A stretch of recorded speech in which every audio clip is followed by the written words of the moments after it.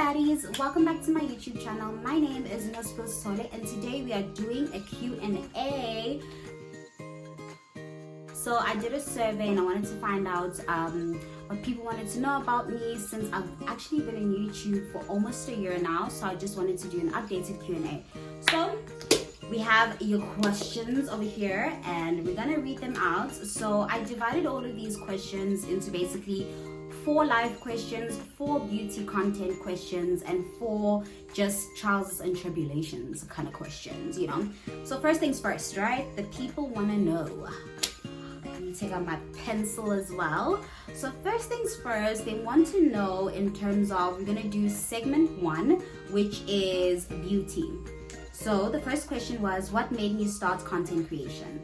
So the reason why I started content creation is because my true dream is to actually be an actress, and I'm just gonna put that out there and just not be shy about it, but it's to be an actress. But I was also looking at the other world of, I respect actors because to always be waiting for a gig is like a huge thing, you know, for me. And I think because of the family I grew up in, everyone always had a job and there was always some sort of stability financially. I was just a bit too scared to just jump and take the leap into my own dream. So I decided, you know what, let me work and then do content creation on the side, and then hopefully God will see my heart and somehow I will pray and land myself in positions that will get me to where I want. So that is still in the books, that is still a dream, and hopefully before I die I'll be able to still do that.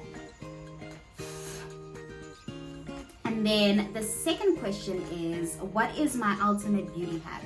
So my ultimate beauty hack, specifically with this look, is sit that baking powder in. So like, sit that baking powder in, do your hair, do whatever you gotta do, apply setting spray, and then brush it out with baking powder again. So put a little bit of baking powder in your brush and then just to brush it out and not leave like blotches or any imperfections. So that's my ultimate beauty hack going into 2025. I'm gonna be doing that in every single look to achieve this. Then the third question was, how do I deal with negative feedback on my content?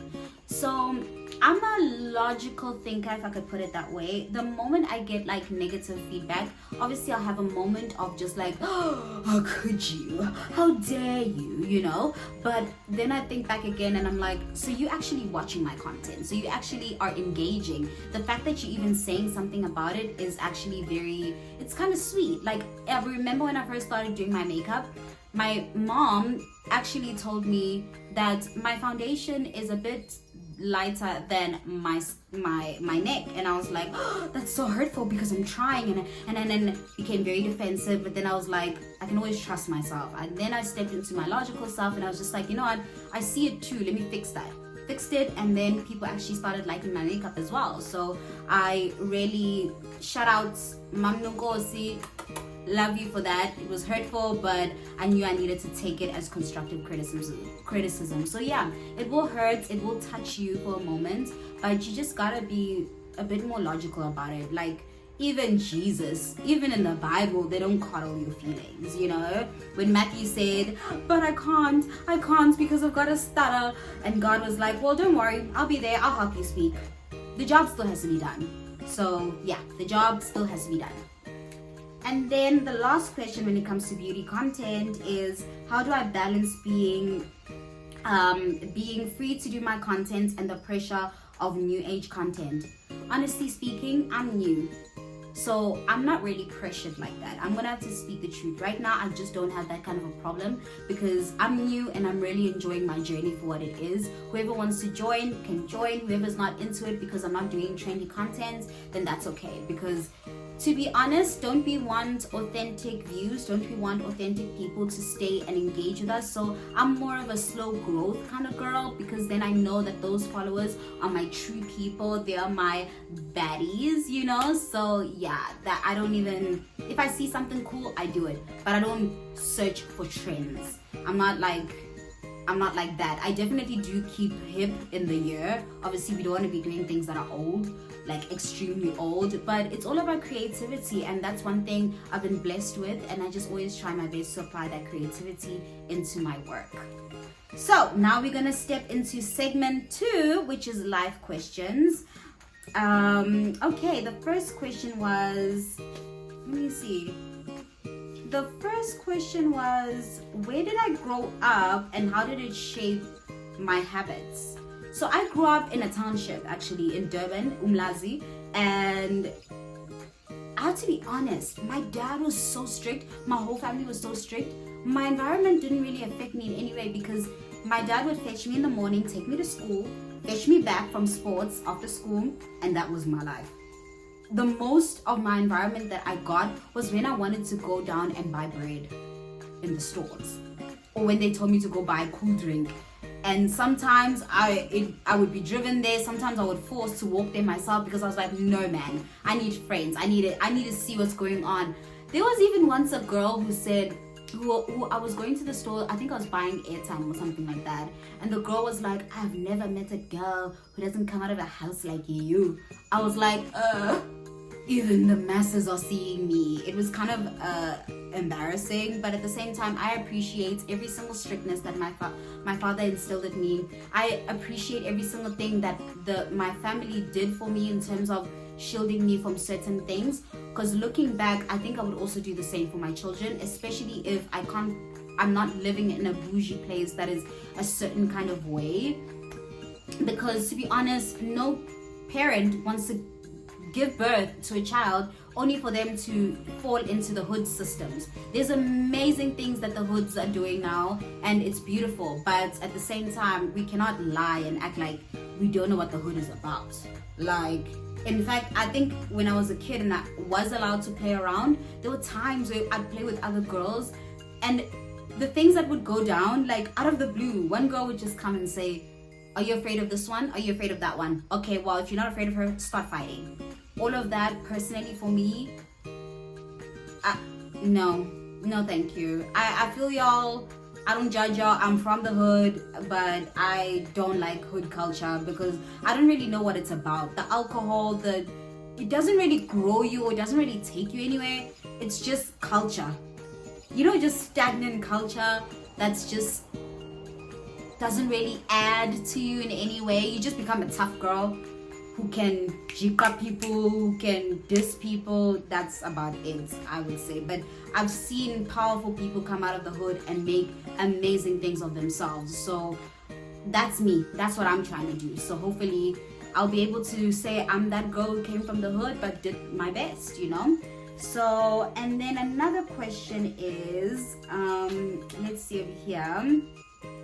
What is the toughest part about this journey? So the toughest part about this YouTube journey, I would start with, is slow progress. Like, as much as I'm logically aware that I want to grow in a steady way, because you want to build a foundation first. You don't want to just jump and build a house on rocks. You want to make sure that every single piece of your foundation is solid and it can hold your house, so that one day I'll be able to be a big time influencer who people can get to say, no, but we know Nosi, or we know this, or we know that, So that's the toughest part, is looking at the slow growth. But I'm just having fun with this. I've told myself again and again, just having fun. Whatever happens will happen. If not, mommy, I'm on YouTube. That's it. I'm happy with just that. And then the third question is, do I ever deal with self-doubt and imposter syndrome? Yes, imposter syndrome is real, especially because I'm 25, so I've had to let go of my old ways and step into the girl that I now want to become. So sometimes I'm like, but I just want to watch a movie. But I'm just like, do you really want to watch a movie? Because you're not really interested in any movie right now. You just want to probably watch a movie because you're used to watching movies. And it's so hard to peel back from who you once were and to be comfortable with the new version of yourself. So definitely imposter syndrome hurts, but I always say to myself, my feelings tell me what's going on, so I don't let them override me. I'm trying my best not to let that happen. But if I'm feeling imposter syndrome, that means I'm winning. in what I want. That means I'm winning in my personal goals. Because if I'm feeling like an imposter, that means I'm doing this so well that it feels that way. So that means goal accomplished, check, so that's honestly, when crazy things happen in life, the only thing I can always trust is the vision. And then I can always align if something is going crazy but is it part of the vision? Oh, I'm feeling uncomfortable because it's part of the vision, and right now I'm maybe not be this girl, but I want to be, so that's what's making me feel uncomfortable. So those are the only things that motivate me. I would be lying if I said I know exactly the moment hurt comes, I do this, I do that. No, I just take my time with it. I sit in my feelings. Sometimes, like today, I did a vlog. I did get readies with me, and I did basically batch content, and I'm shooting this video now. I woke up at 12 o'clock because yesterday I was planning and working on my new agency till 1 o'clock in the morning, but I didn't even feel bad. I was like, you know what, I was working, and I work as well all week.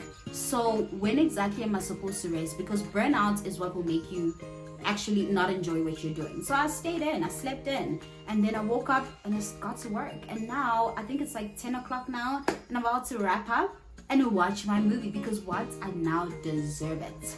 You know what I mean? I get to reward myself. I don't play with my rewards. And then my fifth question would be, what's hard about this journey? What's hard about this journey is the imposter syndrome, actually. Above all else, I think it is the imposter syndrome. It's about when you buy that tripod, when you buy that ring light, when you step into what you desire, you start feeling like, oh, I could be spending this money on something that I'm used to spending it on, which is probably bad habits. But now I decided, you know what, I'm gonna be the girl of my dreams, and it's gonna be hard. That's a fact. I've decided not to run away from the fact that it's definitely gonna be hard. So if you guys wanna know more about this journey, comment below and I can definitely give you some answers to the best of my ability, of course. But yeah, I'm here for my baddies. And again, someone asked me, what is my definition of a baddie? My definition of a baddie is a girl who does what other people thought that she couldn't. So basically, you went above every single social norm. So you're a baddie, because that's being a baddie. You're a bad girl, because everyone is like, no, you meant to just be mediocre. You meant to just be a bottom feeder. You just meant to be the tail and not the head.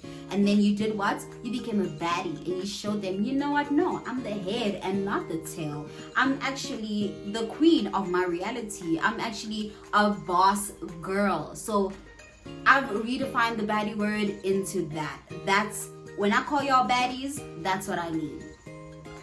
Yes, and I want baddie squad, and I want baddie girls around me, girls who go for their dreams, and against all odds, they do their best. It's not about the end goal, it's just about doing your best and seeing where it takes you.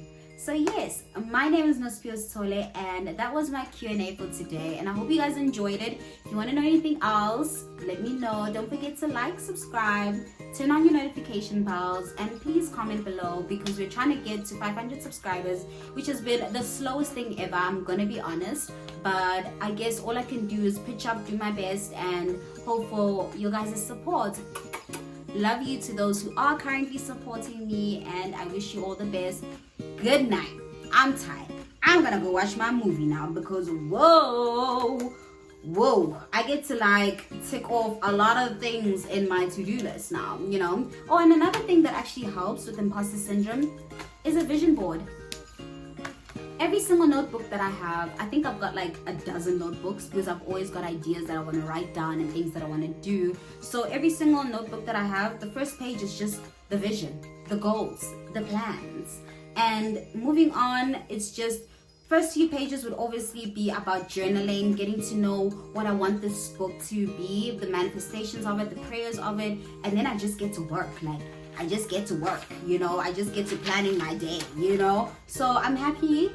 This is a new book, and I've accomplished a lot of things. And shout out to one of my favorite influencers who inspired me to do my earlier on vlog. His name is Michali Jr. You can find him on Instagram, but I know he just started his YouTube page as well. And you're the best. You're the best. You're the best. You're the best. I am so inspired by you. I don't know what it is, but I just love your content.